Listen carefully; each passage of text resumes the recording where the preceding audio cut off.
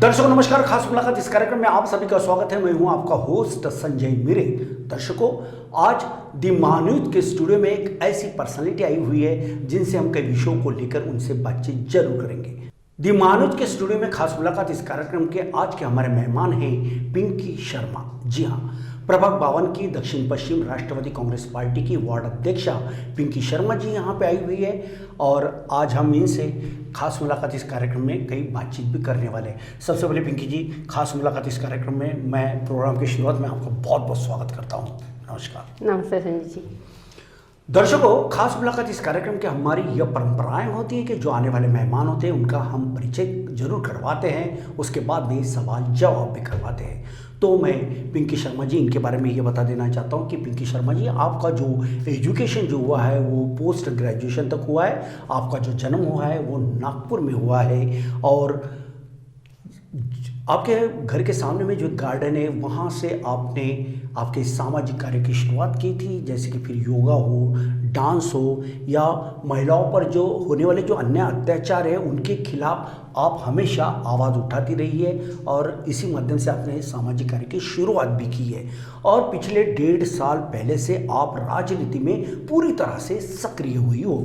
आप पिछले 1 साल से भारत की बेहतरीन पार्टी राष्ट्रवादी कांग्रेस पार्टी की लिए आप कामकाज कर रही हो और आज आप प्रभाग 52 की दक्षिण पश्चिम की वार्ड अध्यक्षा के तौर पे भी कामकाज कर रही हो। तो दर्शकों, ये था पिंकी शर्मा जी, इनका यह परिचय। और अब हम आपको सीधा लेके चलते खास मुलाकात इस कार्यक्रम में और पूछते हैं उनसे कुछ सवाल। पिंकी जी, मेरा पहला सवाल ये था कि आप कि जो सामाजिक काम काज जो चल रहे हैं वो सामाजिक काम करने की प्रेरणा आपको कहाँ से मिली? ऐसा है ना संजय जी, जब मैं घर में अकेली रहती थी, आज से करीबन 2-3 साल पहले, कोविड के पहले, ये जो कोविड का अभी साल आया है, इस कोविड के साल के 2 साल पहले तक मैं घर में अकेली रहती थी। बच्चे स्कूल चले जाते थे, पतिदेव अपने काम पे निकल चले जाते थे, तो मैं घर में अकेली रहती थी। तो मैंने गार्डन जाना चालू किया। हमारे घर के पास NIT का गार्डन है जी। उस NIT के गार्डन में मैं जाना शुरू किया। मैंने वहाँ जाने के बाद देखा कि कई बुजुर्ग घर से निकल के आके बैठे रहते हैं, जिनके बच्चे और बहू, बेटा और बहू ये जो जॉब पे चले जाते हैं और माँ बाप अकेले रह जाते हैं, तो जो गार्डन में आते हैं मैं उनके साथ बातें करती रहती थी। वो बातें करते करते करते उनकी समस्याओं को मैं सुनने लगती थी और उनकी समस्याओं को हल करने लगती थी। मेरे यहाँ ऐसा है, मेरे यहाँ ऐसा है, मैं उनको समझाती थी, बोलती थी, उनकी 2 बातें सुनती भी थी और उनको अपने माँ बाप समझ के 2 बातें सुनाती भी थी, उनको समझाती भी थी कि नहीं आंटी ऐसा नहीं, ऐसा नहीं आजी, ऐसा नहीं, ऐसा कुछ नहीं होता, हम है ना। तो इस तरीके से मैं उनके साथ ज्वाइन होती थी, उनकी समस्याओं को सुलझाती थी। मैंने 2 से 4, 4 से 6 ऐसे प्रत्येक व्यक्ति से मिलती थी और उनसे बातें करती रहती थी। अपना टाइम पास मैं वहाँ करती थी। वो टाइम पास करते करते मैंने औरतों का ग्रुप बनाया। वहाँ पे मैंने योग डांस चालू किया। योग डांस चालू करते करते हमने 200 औरतें करीबन जोड़ लिया था। और कोविड के काल के कारण फिर सब धीरे धीरे अपने अपने मतलब कोविड के चक्कर में सब अलग अलग हो गए, पर आज भी योग डांस चालू है। मैं राजनीति में आ गई, पर जब मैं उन औरतों से मिलती थी, उनकी समस्याओं को सुलझाती थी, तो वो औरतें अगले दिन मेरे आने का इंतज़ार करती थी कि पिंकी आई नहीं आज।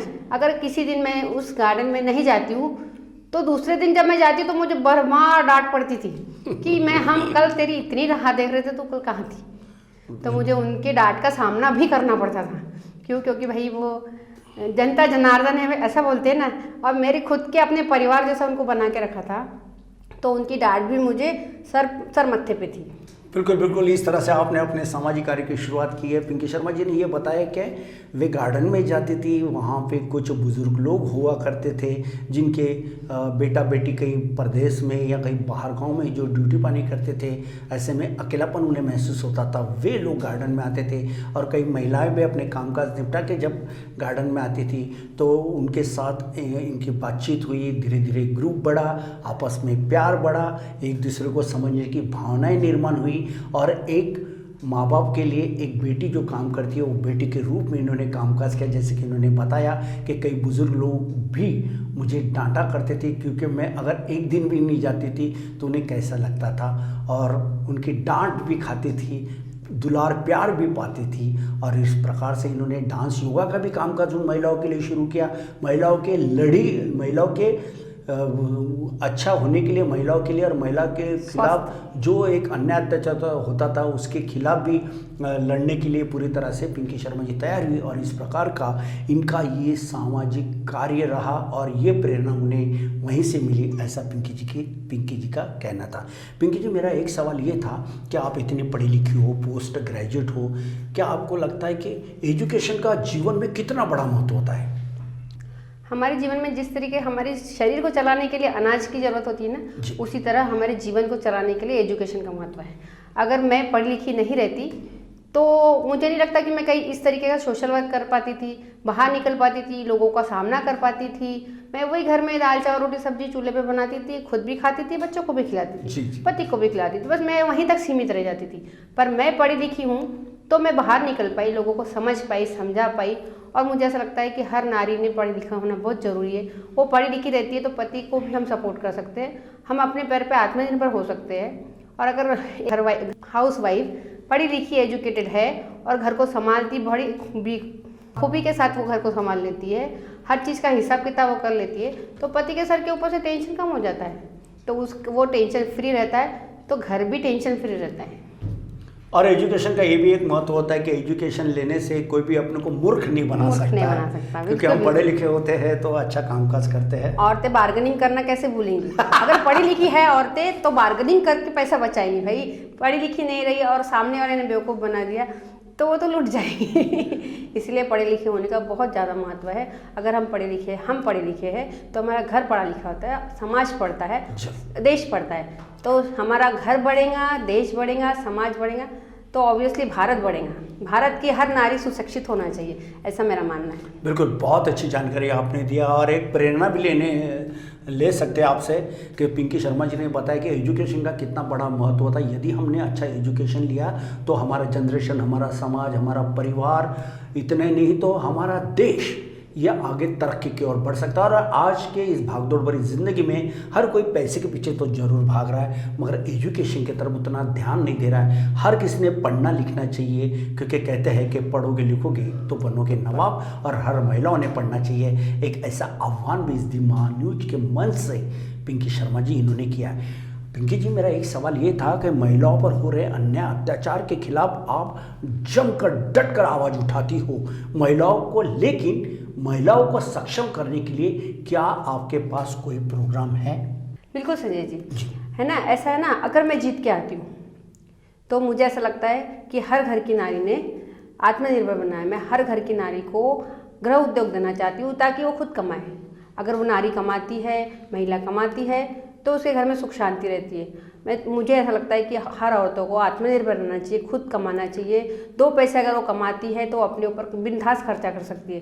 पति की कमाई, उससे पति से मांगना, बार बार मांगना अच्छा नहीं लगता। अगर औरत खुद कमाती है, खुद का पैसा है, तो पति को सपोर्ट भी करती है। और अगर महिला कमाती है तो घर में झगड़े नहीं होते, बराबरी में चलते हैं। महिला पुरुष दोनों इक्वल कमाते हैं, इक्वल खर्चा करते हैं, तो उसको बोलने वाला कोई नहीं रहता। पर अगर महिला नहीं कमाती है, सिर्फ पुरुष ही कमाता है घर का, तो घर में तनाव बना रहता है। और अगर तनाव बना रहा तो घर का माहौल बिगड़ता है। घर का माहौल बिगड़ने से घर के बच्चे बिगड़ते हैं, और घर के अगर बच्चे बिगड़ गए तो हमारा समाज बिगड़ जाएगा।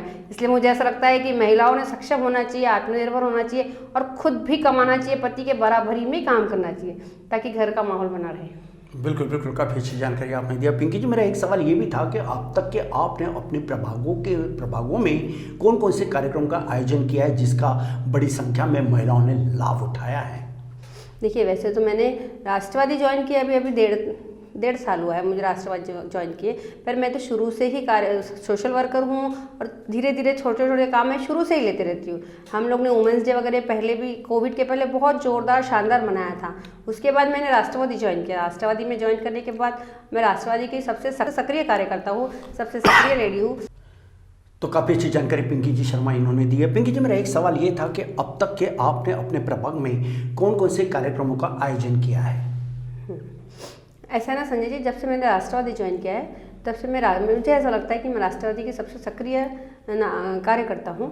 और मुझे ऐसा लगता है कि जब मुझे वार्ड मेंबर का, यहाँ के 52 का प्रभाग 52 की अध्यक्ष अगर मुझे बनाया है, राष्ट्रवादी ने उसको मुझे अध्यक्ष पद दिया है, तो कुछ ना कुछ तो सोच समझ के दिया होगा। अब मुझे उनको ये प्रूफ करके देना है कि आपने जो मुझे अध्यक्ष पद दिया है तो आप गलत नहीं हो, इसे मुझे प्रूफ करना है और मुझे बताना है कि नहीं भाई, मैं भी राष्ट्रवादी की एक सक्रिय कार्यकर्ता हूँ। इस समय में मैंने इस साल भर के समय में, इस साल भर के पीरियड में बड़े बड़े कार्यक्रम लिए और मुझे ऐसा लगता है कि कौन कौन से कार्यक्रम का आयोजन किया था? जैसे मैंने पहला कार्यक्रम यहाँ पे दही हांडी लिया था। भगवान कृष्ण के जन्मोत्सव के बाद एक दही हांडी का कार्यक्रम मैंने लिया था, जिसमें मुझे 700-800 लोगों का सपोर्ट मिला था और मेरे कार्यक्रम में 700 से 800 महिलाएं, पुरुष, बच्चे, मतलब हर कोई आया था उस कार्यक्रम में देखने के लिए, एंजॉय करने के लिए, खुश होने के लिए। उसके बाद वो कार्यक्रम इतना सक्सेस हुआ कि उसको देखते हुए मैंने एक और दही हांडी का कार्यक्रम लिया। उसी बीच वो थोड़ा सा डिफरेंट जगह पे लिया था, जगह चेंज करके लिया था कि हमें लोग कितना, हमारे बारे में लोग कितना जानते हैं और कितना हमारे बारे में लोग सोच के आते हैं देखने के लिए। तो दूसरे जगह पे लिया तो मुझे उसका रिस्पांस इससे भी ज़्यादा मिला था। वहाँ मेरे 1000-1200 के ऊपर लोग आए थे। मेरे ग्राउंड में बैठने के लिए, लोगों को खड़े रहने के लिए जगह भी नहीं थी, इतना पॉपुलर हुआ था। और आज भी मैं वहाँ से जाती हूँ मेरे एरिया से, तो लोग बोलते हैं ये आंटी ने दही हांडी का कार्यक्रम लिया था, बड़ा सुंदर लिया था। बिल्कुल। उसके बाद मैंने एक तीसरा कार्यक्रम और लिया था, जो नवरात्रा में देवी जी का जागरण होता है। जी। हर महिला देवी जी की भक्त होती है, उनको देखते हुए मैंने जागरण का कार्यक्रम लिया था। मेरे घर के सामने सुयोग नगर के सामने मेरे घर है, सुयोग नगर में मेरा घर है, उसके सामने ग्राउंड है, वहाँ मैंने देवी जी का जागरण का कार्यक्रम लिया था। उस जागरण में भी आप यकीन नहीं मारोगे, ग्राउंड में खचाखच लोग भरे थे। लोगों ने जागरण का पूरा आनंद लिया। वहाँ पे बैठ के देवी जी के भजनों पे लोग झूमते थे, नाचते थे और उस जागरण का पूरा उन्होंने आनंद, खूब मस्त आनंद लिया। और इतना कि वहाँ आप यकीन नहीं करोगे, हर घर से लोग आए थे। बिल्कुल। और एक हल्दी कुमकुम का भी आपने मकर संक्रांति के दिन में भी बहुत बड़ा शानदार प्रोग्राम, उसके बारे में क्या कहना चाहती हैं? हाँ, वो कार्यक्रम मैंने, संजय जी, मैंने अभी हाल फिलहाल में ही लिया है। बोलते हैं ना, मकर संक्रांति से तो रथ सप्तमी तक औरतें हल्दी कुमकुम मनाती है। जी। हर घर में हल्दी कुमकुम का कार्यक्रम होता है। तो हमने वही कार्यक्रम हमारे सामने ग्राउंड में लिया और ये सोच के लिया था कि औरतें घर में रहती है तो कुछ नहीं कर पाती, अगर हम ग्राउंड में औरतों को बुलाते हैं तो दिल खोल के। और हल्दी कुमकुम का प्रोग्राम एक ऐसा प्रोग्राम है जहाँ औरतें आती है, सजती है, संवरती है, पर वहाँ पहुँचती है और वहाँ वो अपने घर वालों के साथ नहीं रहती है, फ्री होती है, अकेली होती है। और अकेली औरतों को जब मंच मिल जाए तो माहौल पीटती है। बिल्कुल, जैसे कि झिंगट का डांस भी हुआ था। झिंगट का डांस भी हुआ था। और हर औरत में कुछ ना कुछ प्रतिभा होती है, वो प्रतिभा वो घर में नहीं बता सकती है। वो मन में गुनगुनाएंगी, टहलाएंगी, पर वो उजागर नहीं कर सकती। पर उस दिन उस ग्राउंड में औरतों को स्टेज मिला था, मौका मिला था, तो फिर कौन छोड़े। और हम भी नहीं चाहते थे कि औरतें छोड़े, इसलिए प्रत्येक औरतें वहाँ आई भी थी, उन्होंने अपने दिल की ख्वाहिशें पूरी भी किया। किसी ने नाचा, किसी ने गाया, किसी ने उखाने लिया। मराठी औरतें उखाने बहुत अच्छा लेती है। मैं हिंदी साइडर हूँ, मुझे उखाने का मतलब नहीं पता था, मुझे उखाने का मतलब भी उसी दिन पता पड़ा। तो हमने उखानों का स्पर्धा भी रखी थी, उसमें कई औरतों ने बढ़ चढ़ के उखाने लिया, प्राइज़ भी लिया, उखानों पे प्राइज़ भी दिया था हमने। और मराठी औरतें उखाने बहुत अच्छा लेती है। उखाने लेना भी एक कला है। बिल्कुल। उखाना लेना भी एक कला है और इसी कला को शिद्दत के साथ में निभाने का कामकाज पिंकी शर्मा जी और उनके तमाम कार्यकर्ता महिलाएं भी कर रही हैं। जैसे कि इन्होंने बताया कि कई कार्यक्रमों का आयोजन किया है, जैसे दही हांडी का प्रोग्राम हो या सीनियर सिटीजन्स हो, उनका सत्कार समारंभ का प्रोग्राम हो या महिलाओं के लिए जो प्रोग्राम होते हैं वो लिया गया। इतना ही नहीं तो मकर संक्रांति के दिन हल्दी कुमकुम का कार्यक्रम लिया गया है और कई ऐसे प्रोग्राम का आयोजन आने वाले दिनों में भी आप करने वाली हो, ऐसा पिंकी शर्मा जी इन्होंने बताया। पिंकी जी, मेरा एक महत्वपूर्ण सवाल ये है कि आप इतनी अच्छी पढ़ी लिखी हो, आपका सामाजिक कार्य बहुत ही ज़बरदस्त है। यदि आप चाहें तो कई राष्ट्रीय पार्टी है या फिर जो क्षेत्रीय पार्टी है उनमें भी आप जा सकती थी, लेकिन आपने राष्ट्रवादी कांग्रेस पार्टी का ही चयन क्यों किया? ऐसा है ना संजय जी, मैं इतवारी, नागपुर के इतवारी इलाके में रही हूँ, मैं वहीं पड़ी बड़ी हूँ। वहाँ पे मैंने आबाताई पांडे को देखा। मैं बचपन से आबाताई पांडे को देखते हुए आई हूँ और उनको देख के मुझे ऐसा लगता था कि मैं भी इनके जैसी बनूँ। उनका वो रहना सहना, उनका बोलने का तरीका, उनका बात करने का तरीका, वो मुझे बहुत भाता था। तो मुझे आबाताई पांडे मुझे बहुत भाती थी। उनको देख देख के मुझे ऐसा लगा कि नहीं, मुझे भी आबाताई पांडे जैसा बनना है। फिर मुझे मालूम पड़ा ये राष्ट्रवादी कांग्रेस पार्टी में काम कर रहे हैं। तो फिर मैंने पूरे राष्ट्रवादी के बारे में पूरी डिटेल निकाला। फिर ऐसा है ना कि शरद पवार जी को कौन नहीं जानता, हर घर में शरद पवार जी को सब जानते हैं, शरद पवार जी के फोटो ये सबको पता है, शरद पवार जी का काम पता है, और हर पार्टी के व्यक्ति भी शरद पवार जी को मानते हैं। भाई पूरे राजनीति में बोलो तो शरद पवार जी किंग है, सुप्रिया ताई, और उनकी बेटी सुप्रिया ताई सुळे, उनको कौन नहीं जानता। महिलाओं में तो सबसे लोकप्रिय सुप्रिया ताई सुळे ही है। उनके मैंने कई लेख पढ़े, उल्लेख देखा, उनके यूट्यूब में उनके खूब सारी मैंने ऐड देखा है, उनके बोलने का तरीका, बात करने का तरीका, लोगों को समझाने का तरीका, वो किस तरीके से राजनीति में उतर के लोगों को हैंडल करती है, लोगों को देखती है, उनसे कैसा बचना और उनको कैसा बचाना और उनके बारे में कैसा कहाँ पे बोलना है, ये मैंने सुप्रिया ताई सुळे से देखा है, उनको सुना है। इसलिए मुझे ऐसा लगा कि राष्ट्रवादी पार्टी में ही मुझे भी ज्वाइन करना चाहिए। और सही मानिए संजय जी, जब से मैंने राष्ट्रवादी पार्टी कांग्रेस पार्टी ज्वाइन किया है तो मुझे ऐसा लगता है कि राष्ट्रवादी कांग्रेस पार्टी बहुत अच्छी पार्टी है। क्यों? क्योंकि यहाँ महिलाओं का भी सम्मान किया जाता है, महिलाओं को आप जी, बाजी, बहन जी ही बोला जाता है ना, ऐसा मतलब निगलेक्ट नहीं किया जाता है, औरतों को बाकायदा सम्मान से रखा जाता है। अगर हम कोई आंदोलन भी करते हैं तो उसमें हमें बिल्कुल प्रोटेक्ट किया जाता है, पहले महिलाएं खड़ी रहती है, बाद में पीछे पुरुष खड़े रहते हैं, महिलाओं को प्रोटेक्ट करते हुए हम आंदोलन देते हैं। ऐसा नहीं है कि महिलाओं की तरफ ध्यान नहीं दिया जाता, महिलाओं की तरफ ज़्यादा ध्यान दिया जाता है, उन्हें ज़्यादा सुरक्षित रखा जाता है। इसीलिए मुझे ऐसा लगता है कि राष्ट्रवादी कांग्रेस पार्टी में महिलाएं सबसे ज़्यादा सुरक्षित है। बिल्कुल बिल्कुल, और इसलिए इन्होंने राष्ट्रवादी कांग्रेस पार्टी में प्रवेश किया। और राष्ट्रवादी कांग्रेस पार्टी ये अपने आप में एक बहुत बड़ी पार्टी है। जैसे कि पिंकी जी ने कहा कि माननीय शरद चंद्र जी पवार साहब के जो कामकाज है वो तो एक जगत जेता नेता जिन्हें कहा जाता है, महाराष्ट्र की इस राजनीति के एक बाहुबली नेता के तौर पे उन्हें माना जाता है। समूचा महाराष्ट्र नहीं तो पूरा भारत देश भी पवार साहब के कामकाजों को बखूबी के साथ जानता है, मानता है, पहचानता है और उन्हें अपनाता भी है। और जहाँ सुप्रिया ताई सुळे की बात की पिंकी जी ने, तो ये बात भी सही है कि सुप्रिया ताई सुळे इन्होंने कई आंदोलन किए हैं, महिलाओं के लिए कई डट कर खड़ी हुई है और कई आंदोलन करके उन्हें न्याय कैसा दिया जाए इसके लिए भी काफ़ी वे प्रयास रहते हैं। आज भी कामकाज करती है, चाहे झुग्गी झोपड़ी की कोई महिला हो या महलों में रहने वाली कोई भी महिला कार्यकर्ता हो, सबके लिए ट्रीटमेंट एक जैसे देने का काम सुप्रिया ताई सुळे करती है और जिनसे ये काफ़ी प्रेरित हुई है। और चाहे फिर वो आभा नागपुर के आभा पांडे जी हो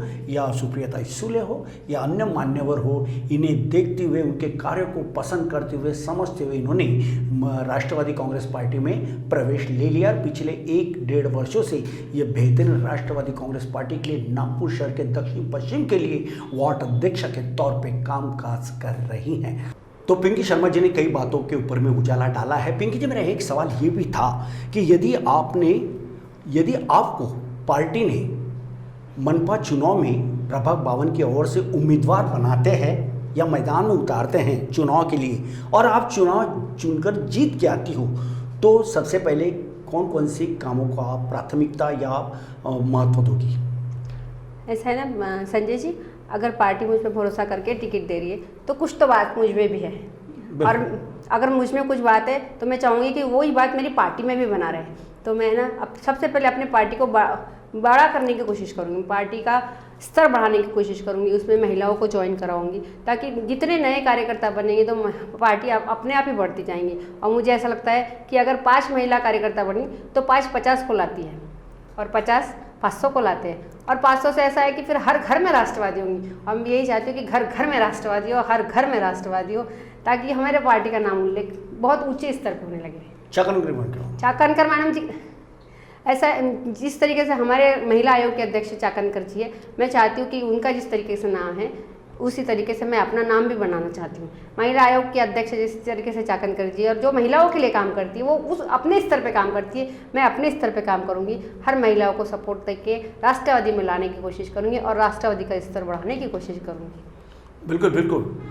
तो सबसे पहले इन्होंने जो प्राथमिकता दी है कि राष्ट्रवादी कांग्रेस पार्टी को मजबूती कैसे और प्रदान किया जाए, इसके बारे में ये कामकाज करने वाली है। और जैसे कि पिंकी जी आपने जो बोला है कि चाकनकर मैडम के बारे में जो बोला कि महिला आयोग की अध्यक्षा है और उनके पदचिन्हों पे भी चलती है क्योंकि बहुत मानती है, जैसे सुप्रिया ताई सुळे हो या फिर चाकनकर मैडम हो, इनके पदचिन्हों पे चलते हुए वे बढ़ना चाहती है और अपने पार्टी को भी मजबूत बनाना चाहती है और साथ में जितना महिला कार्यकर्ता है उनको भी आगे बढ़ाने की कोशिश करेंगे और उन्हें रोजगार देने की भी बात इन्होंने की है।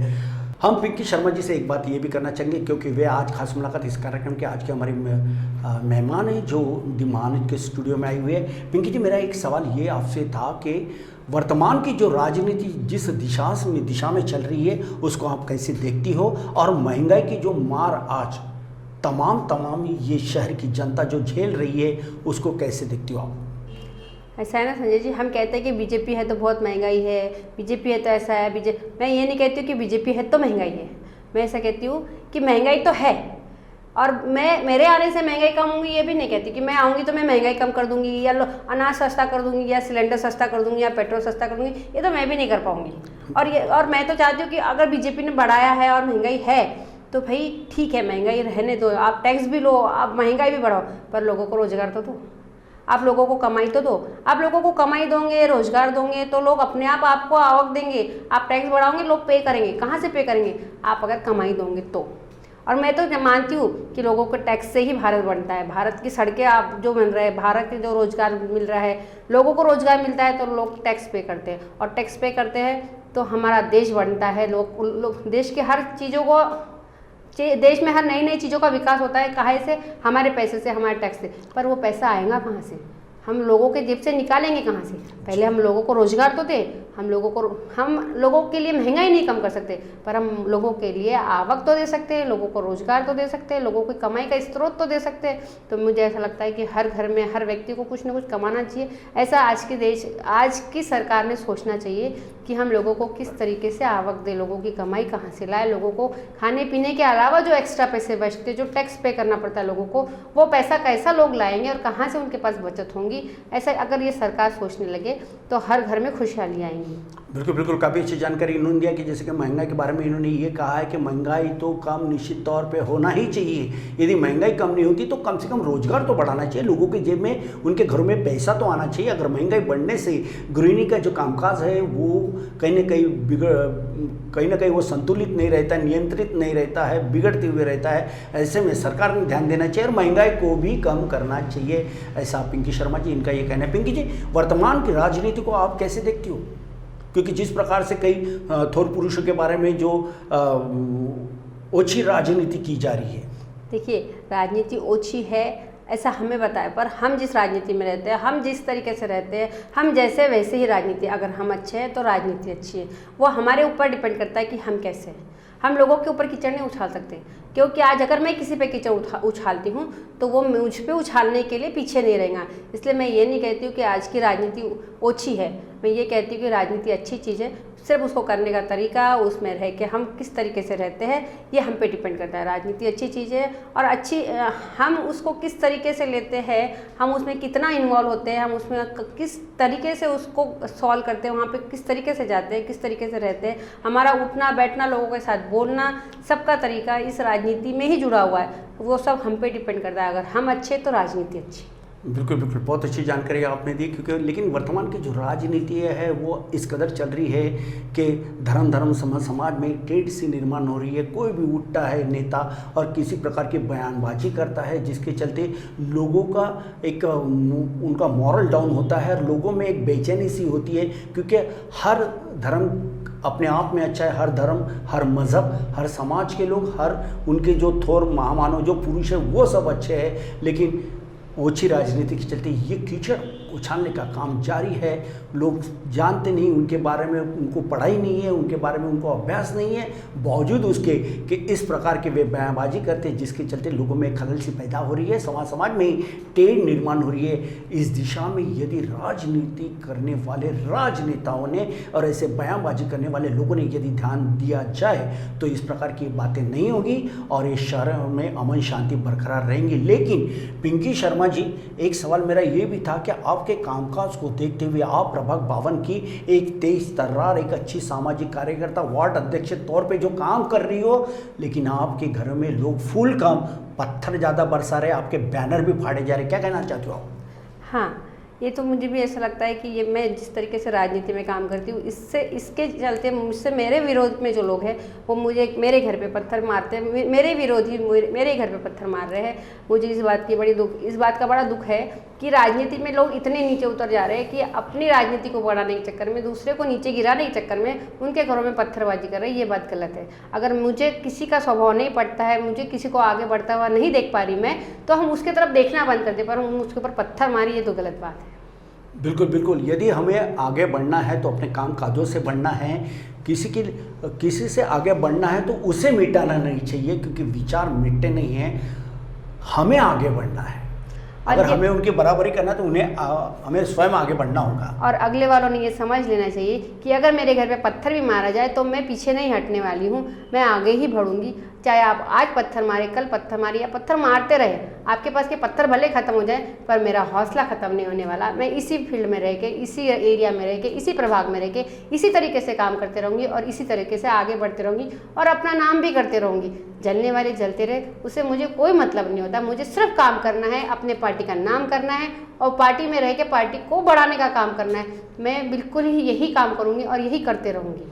बिल्कुल बिल्कुल, बहुत अच्छे विचार इनके हैं, क्योंकि कई बार ऐसे देखा जाता है कि जिनके घरों में पत्थर बरसते हैं तो लोग अलग तरह की प्रतिक्रियाएं देते हैं, मगर एक ये पढ़ाई बोलना चाहिए कि एक शिक्षा का एक अच्छा भाव इनमें है कि इन्होंने उसको इस सहजता की तरफ लिया है। लेकिन पत्थर मारना बड़ा आसान है, पत्थर कोई ना मारे, क्योंकि हमें बराबरी करना है तो वहाँ उस मुकाम तक पहुँचने के लिए हमें भी उतनी प्रयासरत रहना चाहिए। लोग आपको ज़रूर सम्मान देंगे, आप उस सम्मान के काबिल होना चाहते हो तो वैसे कामकाज भी करना चाहिए। पिंकी जी, मेरा एक सवाल ये भी था कि कोई पुरुष घर का आगे बढ़ता है तो महिलाओं का हाथ होता है, चाहे उनकी पत्नी हो, उनकी माँ हो, उनकी बहन हो, लेकिन जब एक महिला आगे बढ़ती है तो किसका हाथ होता है? देखिए संजय जी, तो बहुत अच्छा क्वेश्चन है कि एक अगर पुरुष आगे बढ़ता है तो महिला का हाथ होता है पीछे, पर हाँ यही भी उतनी ही सही बात है कि अगर एक महिला आगे बढ़ रही है तो उसके पीछे किसी न किसी पुरुष का हाथ होता है, चाहे वो पिता हो चाहे पति हो। यहाँ तो मेरे पति का सवाल है भाई, हमारे शर्मा जी हमको बहुत भरपूर सपोर्ट करते हैं। शर्मा जी ने मुझे भरपूर सपोर्ट दिया है। उनको ऐसा लगता है कि मुझ में क्वालिटी है, मुझ में वो एबिलिटी है कि मैं लोगों की सेवा कर सकूं, लोगों की प्रॉब्लम को समझ सकूं, लोगों की प्रॉब्लम को सुलझा सकूं, और मैं लोगों का काम आसानी से हल्का करती हूं, लोगों की समस्याओं को मैं हल भी करती हूं। तो उनको ऐसा लगता है कि नहीं, मैं लोगों की समस्याओं को सुन के उनकी उलझनों को सुलझा सकती हूँ। तो उनका ऐसा कहना है कि भाई तू इस काम में अच्छी है तो तू कर। वो बिल्कुल मुझे सपोर्ट करते हैं, मुझे जाने देते हैं, मुझे रोकते नहीं हैं, और बल्कि मुझे प्रेरणा भी वही देते हैं। कदम कदम पे मेरे साथ चलते हैं, मेरे साथ चलने के लिए वो हमेशा तत्पर रहते हैं, चलते भी हैं मेरे साथ, और मुझे हमेशा सपोर्ट करते हुए चलते हैं और बोलते हैं कि नहीं तू चल आगे, तू कर आगे, तू बढ़ आगे, तू बढ़ेंगी तो देश बढ़ेगा। हर घर की गृहिणी बढ़ेंगी, हर घर में, समाज में हर औरतों को मुझे देख के अगर किसी को प्रेरणा मिलती है और उसको अगर ऐसा लगता है कि नहीं मुझे भी करना चाहिए, मैं भी आगे बढ़ना चाहिए, तो फिर मैं उस प्रेरणा के लिए क्यों ना अपने आप को बुलंद करूँ। तो मैं उस प्रेरणा, अगलों की हर औरत की प्रेरणा बनना चाहती हूँ कि वो भी बाहर निकले और ऐसे ही निडरता से काम करे और लोगों की मदद करे। आवश्यक जिन लोगों को सच में आवश्यकता की जरूरत है, जिनकी तकलीफ में हम खड़े होकर उनकी तकलीफ़ों को हम समझ सके, तो फिर क्या बात है। बिल्कुल बिल्कुल, बहुत अच्छा सवाल का जवाब आपने दिया पिंकी जी। और पिंकी शर्मा जी, इनके जो पतिदेव है श्री राजेश जी शर्मा, इनका काफ़ी सहयोग इन्हें रहता है। और जब घर के पतिदेव हो, बच्चे हो, यानी पुरुष मंडली का जब एक ताकत जब महिलाओं को मिलती है तो महिला भी आगे बढ़ती है। और इसमें राजेश शर्मा साहब का भी बहुत बहुत इन्होंने आभार भी व्यक्त किया है। और मैं यही चाहती हूँ कि वही महिला आगे बढ़ सकती है जिनको पारिवारिक सपोर्ट मिलता है। मुझे पारिवारिक सपोर्ट बहुत अच्छा मिलता है। मेरे शर्मा जी के साथ साथ मेरे बच्चे मुझे बहुत सपोर्ट करते हैं। बच्चे खुद ही बोलते हैं मम्मी आप जाओ, आप चिंता मत करो, हम अपना काम खुद कर लेंगे। हमसे ज़्यादा आपकी ज़रूरत अगले वाले को है। हम तो अभी बड़े हो गए, हम अपने हाथ से सब कर लेंगे, आप आपके काम में आगे बढ़ो। बच्चे खुद बोलते हैं कि मम्मी आप आगे बढ़ो, आप जाओ, हम संभाल लेंगे सब, आप हमारी चिंता मत करो। तो मुझे जब पारिवारिक सुकून मिलता है, परिवार से ये सब तसल्ली के वाले शब्द मिलते हैं, तो ऐसा लगता है कि मैं काम बहुत अच्छा कर लेती हूँ और घर का टेंशन नहीं रहता है मुझे। जब घर का टेंशन नहीं रहता है तो हर लेडी अपने आप को किंग समझती है और वो खुल के जंगल में राज करती है। और जैसे ये राजनीति का जो जंगल है उसमें मैं उतरती हूँ और वहाँ पे जाके अच्छे शेरों से भिड़ती भी हूँ मैं। बिल्कुल, तो आप थे ये हमारी शेरनी पिंकी शर्मा जी, जिन्होंने ये काफ़ी अच्छी बात कही है कि घर के पुरुषों का भी साथ होना चाहिए और परिवार के ओर से जो एक ताकत जो मिलती है वो राजनीति के क्षेत्र में बहुत ही अच्छा होता है, क्योंकि महिलाओं को खासतौर पे आज़ादी नहीं मिलती। मगर कुछ ऐसे लोग होते हैं राजेश शर्मा साहब जैसे, जो पूरी ताकत के साथ अपने पत्नी के पीछे खड़े रहते हैं, तू आगे बढ़, तू कामकाज कर, तू वेल एजुकेटेड है, लोगों के समाज के अच्छे से काम कर सकती है और हर किसी के काम आ सकती है और राष्ट्रवादी कांग्रेस पार्टी को तू ही मजबूत बना सकती है, तू डट के आगे बढ़, हम तेरे साथ खड़े हैं। जब ये परिवार की ऐसी ताकत मिलती है तो यकीनन पिंकी शर्मा जैसे एक तेज तर्रार सामाजिक कार्यकर्ता इस नागपुर शहर में अच्छा कामकाज करते हुए दिखाई देती है। पिंकी शर्मा जी, ये तो तमाम सवालों के आपने जवाब दिया। जाते जाते मेरा आखिरी का सवाल ये है कि इस समय में आपको दी महान्यूज़ के लाखों दर्शक महिला पुरुष आपको गौर से देख भी रहे, सुन भी रहे, उनके लिए आप क्या मार्गदर्शन करना चाहती हो? तो दर्शकों, हमने पिंकी शर्मा जी से कई तमाम विषयों को लेकर बातचीत की, उन्होंने हर सवाल के अच्छे सटीक जवाब भी दिए हैं। पिंकी जी, मेरा एक सवाल ये भी था कि ये मेरा आखिरी का सवाल है इस खास मुलाकात इस कार्यक्रम का, कि जाते जाते मेरा सवाल यह है कि इस समय में आपको दी महान्यूज़ के लाखों महिला पुरुष दर्शक गौर से देख भी रहे हैं, सुन भी रहे हैं, क्या मार्गदर्शन करना चाहोगे आप? बिल्कुल जी संजय जी, ये तो मुझे ऐसा लगता है कि दी महान्यूज़ जिन्होंने मुझे यहाँ पे बुलाया है, मुझे सम्मान दिया है, आपकी एक मंच मुझे दिया है, और ताकि मैं लोगों तक बोल सकूँ, लोगों को समझा सकूँ, लोगों से बात कर सकूँ, लोगों के रूबरू आ सकूँ, ये इससे अच्छा मंच मुझे और दिखता ही नहीं कोई। दी महान्यूज़ की पूरी टीम और हमारे संजय जी जो मेरे लिए श्री कृष्ण जी का अवतार बन के आए हुए, मुझे समझाते हैं, मुझे सलाह देते हैं, मुझे बतलाते हैं। तो मुझे ऐसा लगता है कि दी महान्यूज़ का जो परिवार है वो मेरा परिवार है। दी महान्यूज़ का परिवार बहुत ही प्यारा है, ये सबको कोऑपरेट करते हैं, सबको लेके चलते हैं, और ये बहुत बड़ा दी महान्यूज़ का चैनल बहुत बड़ा चैनल है, वो बड़े स्तर पे है। मुझे तो पूरा गर्व हो रहा है कि मुझे इस चैनल पे इस मुलाकात के लिए यहाँ पे बुलाया गया, दी महान्यूज़ में मुझे बुलाया गया है। मुझे गर्व महसूस होता है कि इतने बड़े चैनल पे मुझे बुलाया गया है। मैं कोई इतनी बड़ी हस्ती नहीं हूँ, पर हाँ, यहाँ आने के बाद हो सकता है मैं बहुत बड़ी हस्ती बन जाऊँ, उसका पूरा श्रेय दी महान्यूज़ को जाता है। बिल्कुल बिल्कुल, और दी महान्यूज़ की यही पहल रहती कि आने वाले हर लोगों के लिए ये मंच हमेशा खुला होता है, ट्रांसपेरेंट काम होता है, हर तबके के लोगों को लेके चलने का काम दी महान्यूज़ करता है, इसमें कोई दो राय नहीं है। चाहे झुग्गी झोपड़ी में रहने वाली महिला हो, पुरुष हो, या महलों में रहने वाले महिला पुरुष हो, सबके लिए एक समान कामकाज होता है। दी महान्यूज़ सबके लिए है। जो महान्यूज़ के स्टूडियो में आना चाहता है उनका हम स्वागत करते हैं। और जैसे कि पिंकी शर्मा जी जैसे ऐसे सामाजिक कार्यकर्ता जिस समाज के लिए जो कामकाज करती है, हम ग्राउंड रिपोर्टिंग करते हैं, जब हम इनके कामकाज देखते हैं तो हमें भी लगता है कि इनको भी अपने स्टूडियो में लाके आप तक रूबरू करवाए, और यही हमारा कर्तव्य है, यही हमारा दायित्व है। इसलिए आज दी महान्यूज़ के स्टूडियो में खास मुलाकात इस कार्यक्रम के लिए प्रभाग 52 दक्षिण पश्चिम की राष्ट्रवादी कांग्रेस पार्टी की प्रभाग वार्ड अध्यक्षा पिंकी शर्मा जी आज यहाँ पे आई और इन्होंने तमाम सवालों के जवाब दिए और काफ़ी अच्छी जानकारी दी। पिंकी जी, आज आप हमारे स्टूडियो में आई और जो काफ़ी अच्छी जानकारी खास मुलाकात इस मंच के माध्यम से जो जनता को दिया आपने, उसके लिए मैं तहे दिल से आपका बहुत बहुत शुक्रगुजार हूँ, आभारी हूँ। संजय जी, मैं भी आपकी बहुत शुक्रगुजार हूँ कि आपने मुझे यहाँ बुलाया, आपने मेरा इंटरव्यू लिया, लोगों तक मुझे पहुँचाया, जनसंपर्क मेरा बढ़ा दिया। इस जनसंपर्क बढ़ाने के लिए मैं आपका बहुत बहुत धन्यवाद करती हूँ। धन्यवाद पिंकी शर्मा जी। तो दर्शकों, ये थे खास मुलाकात इस कार्यक्रम के लिए। आज के हमारे मेहमान पिंकी शर्मा जी, जो कि राष्ट्रवादी कांग्रेस पार्टी के प्रभाग 52 की वार्ड अध्यक्षा है दक्षिण पश्चिम की, जो आज यहाँ पर आई और जिन्होंने काफ़ी अच्छी जानकारी हमारे खास मुलाकात इस कार्यक्रम के माध्यम से तमाम दर्शकों तक पहुँचाई है। दर्शकों, अगली बार फिर किसी प्रभाग, किसी वार्ड की एक ऐसी ही महिलाओं से हम बात करेंगे, पुरुषों से बात करेंगे और आपसे रूबरू करवाएंगे। तब तक दीजिए खास मुलाकात इस कार्यक्रम में मुझे इजाज़त। आप देखते रहिए आपका अपना पसंदीदा न्यूज़ चैनल दी महान्यूज़ नागपुर। नमस्कार।